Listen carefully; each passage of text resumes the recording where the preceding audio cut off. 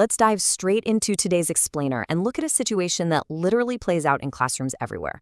Picture two students. They have the exact same syllabus, they're prepping for the exact same exam, and they both have the exact same 24 hours in a day, right? Yet, one becomes a topper, just breezing through tests, while the other is totally burnt out, confused, and stuck in this endless loop of stressful late-night cramming. Why does this happen? Well, today we're going to unpack exactly what separates these two students, and it all comes down to a really fascinating concept called the Vatican Library memory trick.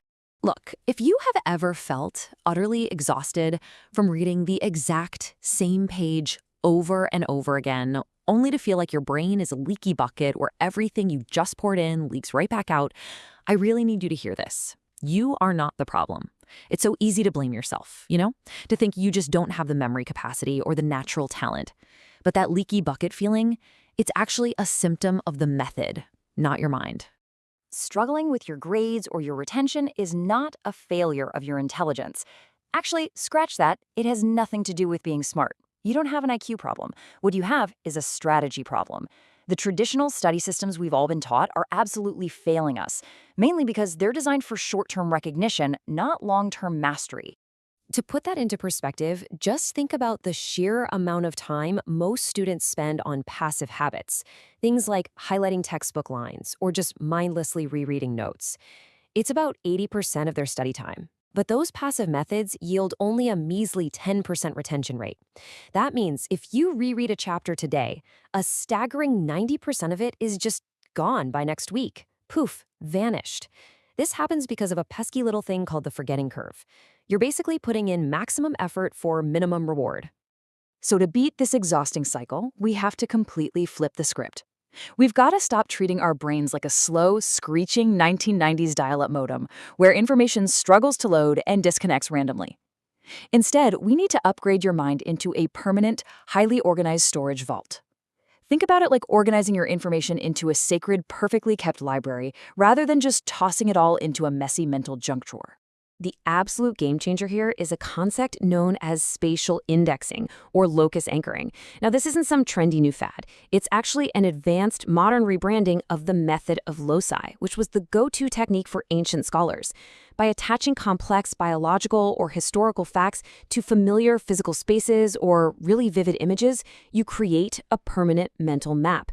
It's wild. This is exactly how those ancient scholars could read and recite from books they hadn't touched in decades. They weren't memorizing words, they were just walking through their mental library.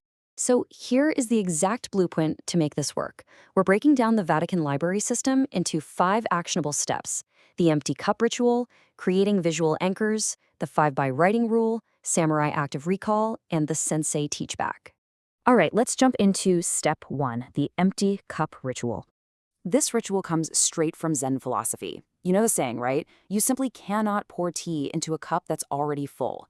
When you sit down to study, your mind is probably overflowing with ego, great anxiety, and the fear of failure. And honestly, that mental clutter is exactly what sparks burnout.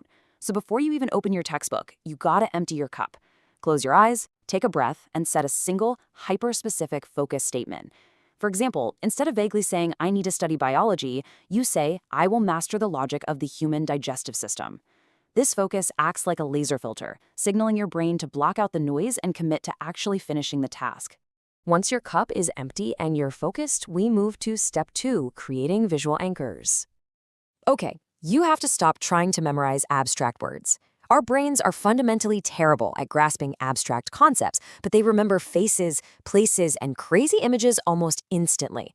So treat your mental library as a space where every single fact is a distinct picture. If you're learning that the mitochondria is the powerhouse of the cell, visualize or even sketch out a tiny, highly detailed factory inside a cell with literal sparks flying out of its engines. Tackling a brutal math formula? Draw shapes and embed the letters inside them to visually map the logic. And hey, even if your drawing skills are awful, your brain will remember that weird little doodle 10 times better than a block of text. We're hardwired for it. Which brings us right into step 3, the 5X writing rule. This is how the elite students lock those visual anchors into long-term memory. They do not just reread passively. They build total mastery through physical motion and repetition. You take that awesome visual anchor you just made and write it out in 5 very distinct ways. First, jot down the basic definition. Second, draw the diagram. Third, write a quick little story about how it works. Fourth, create a metaphor for it. And fifth, summarize the whole shebang in your own words. By hitting the concept from these 5 different angles, you're building a massive, interconnected neural network. You're effectively filing the information into your library using muscle memory. Moving on to step 4, the samurai approach to active recall. Now, this is where we completely ditch the passive input method. Your brain doesn't strengthen memories when you're just putting information in. It strengthens them through retrieval, when you are actively dragging that information back out. So you must close your books, hide your screens, grab a totally blank sheet of paper, and force yourself to write down absolutely everything you can remember. It's going to feel incredibly frustrating. You will feel stuck, but you have to embrace that struggle.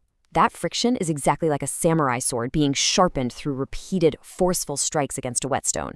That mental struggle is literally the feeling of your neural connections becoming bulletproof.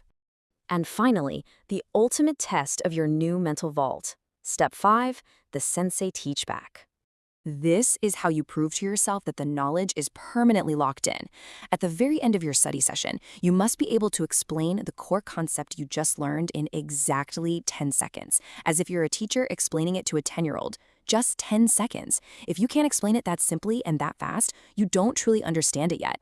This constraint totally forces your brain to reorganize the information, strip away all the extra fluff, and connect the true fundamental concepts rather than just parroting memorized facts. Listen, you don't need to be a born genius to get top grades. You just need to stop working harder and start working smarter. I challenge you to try this Vatican Library system. Just test it out for the next 3 nights and watch how drastically your confidence and your retention change. But before you go, drop a comment below and tell me exactly what your biggest study struggle is right now. Are you stuck in that leaky bucket phase? Let's track your glow up and build that permanent mental library together.